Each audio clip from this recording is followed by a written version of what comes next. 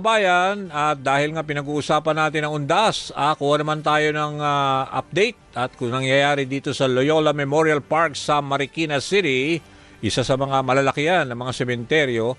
Malapit lang dito yan sa Quezon City. Makakausap natin ang mismong Park Operations Manager ng Loyola Memorial Park sa Marikina, si Gabriel de la Paz. Sir Gabriel, si Danny Buenafeo sa programang Kabayan.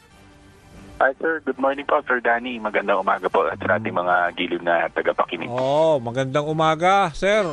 Thank you very much sa oras at bigyan niyo nga kami ng so far situation diyan sa lugar ninyo sa Loyola Memorial Park. Marami na ho bang tao ngayon? Sa ngayon po, medyo dumagsa po yung tao simula po nung Saturday and Sunday. Nagpunta na po dito para siguro mag-check po at maglinis po nung kanilang mga puntod sa mga mahal sa buhay. Until now po, tuloy-tuloy pa rin po ang pasok ng mga tao dito sa Loyola. Okay. Alam ko by today, karamihan sa mga sementeryo, based na rin sa nakausap ng DZMM, no?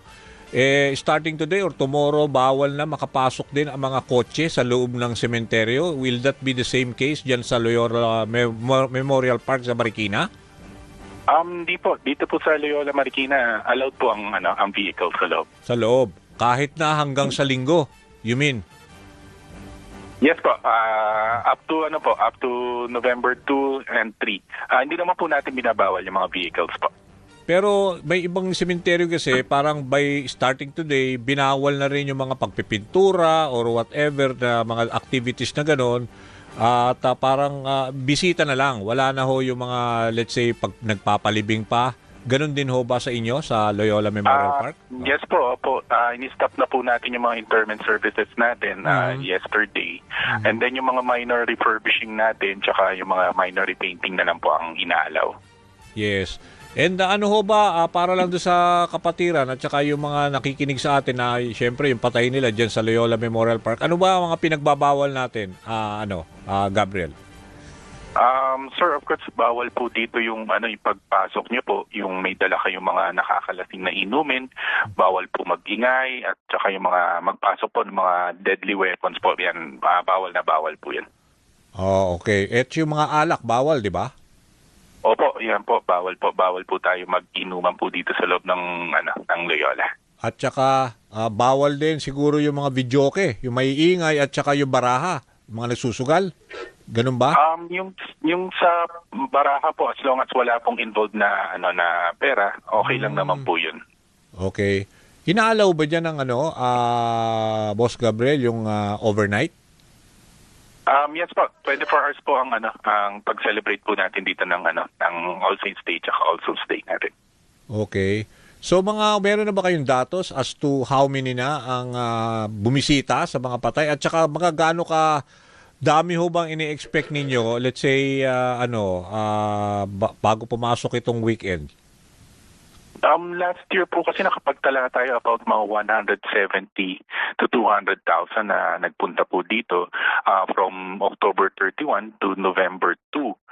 Ngayon po ina-expect natin baka mas marami po Sa tingin po kasi namin, nito pa lang Saturday and Sunday, sa mga nag-prepare pa lang po, medyo marami po talaga. Marami na rin po naglagay ng mga tents po nila dito. So about mga lalagpas po siguro tayo ng estimate from last year po. Lalagpas? Oo. Meron ba kayong datos? Let's say, gaano karami ang mga yung nagbibisita sa mga sementeryo diyan? Ang expected po namin baka umabot po tayo mga around 220 to 250 up to November 3 po kasi may mga pumupunta pa. 1,000. Tama ba? Yes po. And kamusta naman ho yung diyan, yung kasi very traffic prone yung area na yun, papunta diyan, yung lalo na doon sa bridge pa lang galing sa Quezon City, 'di ba, sa may Aurora Boulevard. Kamusta naman yung dalo ho ng trapiko for now?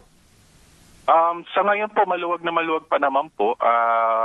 Pagkadating po ng November 1 at mga late na October 31, dyan medyo sumisikip na po yung daan natin. Pero may mga nakaantabay naman po tayo ng mga OPSs handang mag-assist po.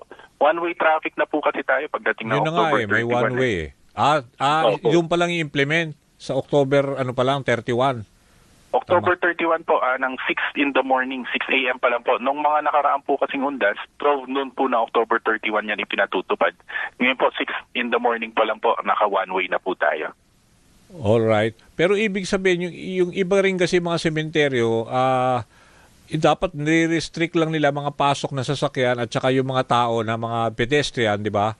Doon mismo sa main at saka exit, yung main exit at saka main entrance. Yung iba kasi parang tumatawid sa pader eh. Hindi ba natin inaalaw yun? Yung mga naglalagay ng hagdan sa mga ibang sementeryo, ganun eh. Dito po, sa ano po, fortunately wala naman pong ganyan. Dahil may mga naka-deploy po kasi tayo lahat po ng mga ng mga pulis po dito, tsaka yung at the same time yung mga augmented na guards po natin, naka-deploy po yan sa sa loob po ng Loyola para maiwasan po natin yung mga ganon. Ano ho ba ang let's say yung oras na magpapapasok kayo at saka yung sa gabi? Until what time yung makakabisita doon na allowed? Sa October 31, as early as 5 a.m. po, pwede na po pumasok dito yung ating mga mga dadalaw sa kanilang mga yumao.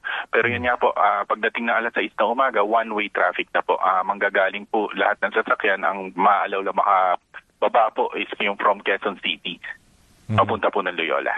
Pero yung iba kasi sementeryo, parang ini-encourage nila kung meron kayo mga maliliit na chikiting, wag nang dalhin sa sementeryo ay kasi magiging additional problem, di ba?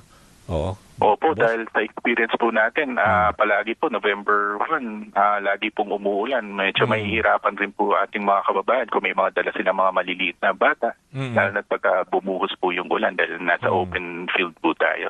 Hindi naman mandatory no, na magsuot sila ng face mask kasi sa dami rin ng nagiging kaso ng trangkaso ngayon. Mas mainam po siguro kung mag-face mask tayo pero sa pagkakaalam ko hindi pa naman po tayo require po na mag-face mask pa talaga. For now ba kamusta Boss Gabi ang ang lagay ng panahon diyan sa Marikina? Okay naman? Sa ngayon medyo makulimlim pero nag-check po kami ng weather parang ang nakalagay uulan po mamaya mga bandang tanghali. Ganun ba? Oo. Opo. Katulad po kahapon, ang ganda ng sikat ng araw ng umaga. Pagdating po ng hapon, biglang buhos po yung ulan. Okay. Sige po, maraming salamat at sana walang aberya no at least maging peaceful ang ating pag-celebrate ho ng yung paggunita ng undas. Salamat po. Maraming salamat po at nakikiusap rin po kami sa mga dadalaw po sa kanilang mga mahal sa buhay, ng mga puntod po nila. Yung mga basura na lang po dahil yung po pangunahin naming problema rin dito. Siguro po kung pwede magdala silang sarili nilang mga trash bags para mailagay po yung mga basura nila at madali pong mahakot ng ating mga tauhan. Allowed naman magpasok ng pagkain, di ba? Opo, allowed naman po. Pwede naman po yan. Okay. Sige, basta lang very conscious lang ho kayo. Huwag ho kayo magkakalat, di ba? Yes po, okay. Tama po. Okay. Sige, Gabriel, thank you very much sa oras. Salamat. Yan ho si Gabriel de la Paz. Siya ho ang Park Operations Manager ng Loyola Memorial Park sa Marikina City.